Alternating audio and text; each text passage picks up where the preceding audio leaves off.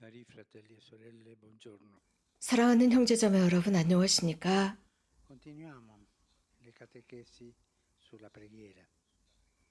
기도에 관한 가르침을 계속하겠습니다. Soffermarmi sulla preghiera che 이번 가르침에서는 관상 기도에 관해서 강조하고자 합니다. contemplativa dell'essere umano, 인간 존재로서 관상의 차원은 ancora la preghiera contemplativa 아직은 관상 기도라 할 수 없지만 quelle della vita. 우리들의 삶의 소금이라 할 수 있습니다. Giornata 우리들의 일상에 맛과 풍미를 제공합니다. mattino 아침에 떠오르는 태양을 바라보면서 혹은 봄이 되면 녹색의 옷을 입는 나무들을 바라보고 음악을 들으면서 혹은 새들의 지저귀를 들으면서 혹은 책을 읽으면서 어떤 작품이나 놀라운 작품들을 바라보면서 우리는 관상할 수 있습니다.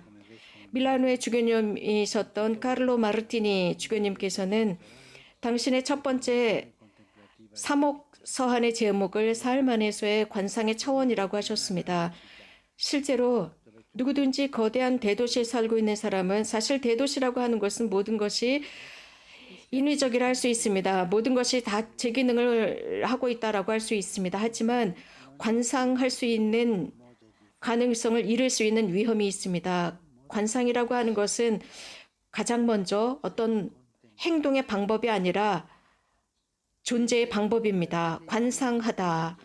관상하다라고 하는 것은 눈에 의해서 좌우되는 것이 아니라 마음에 의해서 좌우됩니다. entra in gioco la preghiera come atto 바로 여기에 di amore 기도가 등장합니다. 사랑과 della nostra 신앙의 행위로서 하나님과 우리 사이의 관계의 호흡입니다. 기도는 마음을 정화하고 rischiara anche lo sguardo, permettendo di 우리들의 눈을 반짝거리게 합니다. 그래서 또 다른 관점에서 삶의 현실을 수락하도록 만듭니다. 카톨릭 교리서는 della preghiera citando 기도에 의해서 변모된 마음에 대해서 santo cura 아주 유명한 말을 인용하는데 성쿠라또 다르스의 말을 인용하고 있습니다. 이런 말씀입니다. 관상은 신앙의 su Gesù. 바라봄으로써 예수님 바라보기다. 나는 그분을 바라보고 그분께서 나를 바라보신다. 라는 말씀입니다. Curato il contadino di Ars, 이 말씀은 감실 앞에서 기도를 하고 있었던 농부가 성쿠라또 다르스에게 한 말입니다. gli occhi 예수님의 그 시선은 우리들의 마음의 눈을 반짝거리게 합니다. 그래서 모든 것을 그분의 진리의 빛 속에서 바라보게 하고 모든 사람들을 그분의 연민 속에서 보게 합니다. cuore che si 모든 것이 다 여기서부터 탄생합니다. 사랑으로 바라보는 눈입니다. 실제로 occhi diversi. 다른 눈으로 Io guardo lui 현실을 바라보도록 만듭니다. 내가 그분을 바라보고 그분이 나를 바라봅니다. nella 이렇습니다. contemplazione amorosa tipica della preghiera più 사랑의 관상은 non servono tante parole. 내밀한 기도 안에서 많은 말이 필요 없다는 것입니다. 바라보기로 충분합니다. Che la nostra vita 확신으로 충분합니다. 곧 우리의 삶은 grande e fedele 거대한 사랑과 충실함으로 가득 차 있어서 그 어떤 누구도 우리를 분리할 수 없다라는 확신입니다. maestro di questo sguardo. 예수님은 이러한 바라봄의 스승이셨습니다. I tempi 예수님의 삶은 silenzi, la comunione 침묵으로 가득 차기도 했고 사랑의 친교로 가득 차기도 했고 그럼으로써 ma di costruire 여러 가지 많은 시련들 la bellezza, 속에서도 il suo segreto 하늘에 계신 아버지와 당신과의 그 내밀한 관계의 비밀을 per esempio 그대로 간직할 수 있었습니다. 예를 들어서 예수님의 변모를 기억해 봅시다. hanno questo episodio 복음사가들은 이러한 예수님의 변모 사건을 예수님의 사명 속에서 가장 어려웠던 순간에 올려놓고 있습니다. 그분에 대한 배척과 반대가 난무하던 시기였습니다. 심지어는 예수님의 제자들과 많은 사람들이 예수님을 이해하지 못했을 때 그분은 떠나십니다. 심지어는 12명 중에 한 명은 예수님을 배반할 생각조차 하고 있었습니다. 예수님께서는 예루살렘에서 당신을 기다리고 있었던 고통과 죽음에 관해서 공개적으로 말씀하시기 시작했습니다.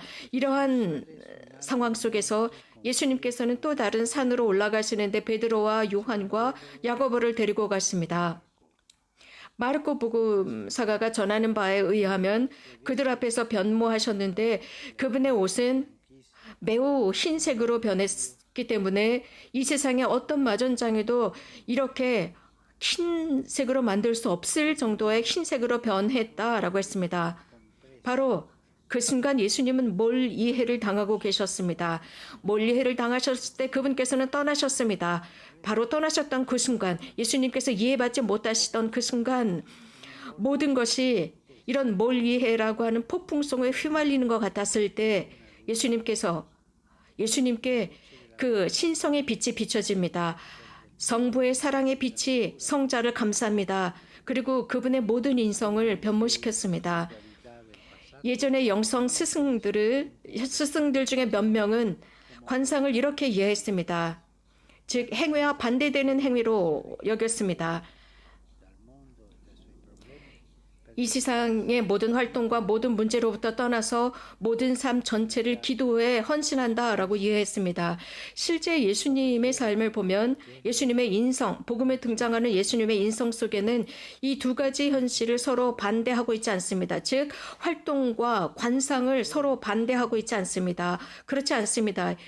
복음에 등장하는 예수님의 활동 속에는 절대 반대하는 게 없습니다. 어쩌면 이런 생각은 신플라톤주의의 영향을 받은 것 같습니다. 당연히 이것은 이원론으로부터 오는 것입니다. 이런 이원론은 그리스도교 메시지와는 상관없는 것입니다. 여기에 대단한 부르심, 유일한 부르심이 존재하고 있습니다. 복음의 유일한 부르심은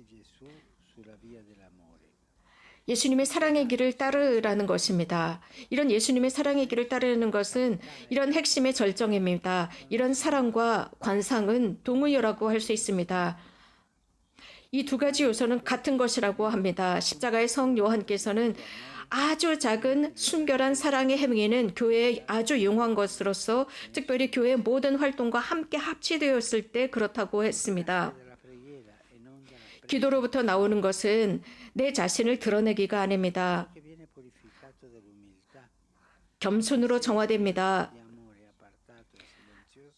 사랑의 행위가 조용하게 등장하지만 그것은 그리스도교 신자가 실현시킬 수 있는 행위입니다. 이 길이 관상기도의 길입니다. 내가 그분을 바라보고 그분이 나를 바라보시고 이것은 사랑의 행위입니다. 침묵의 사랑의 대화입니다.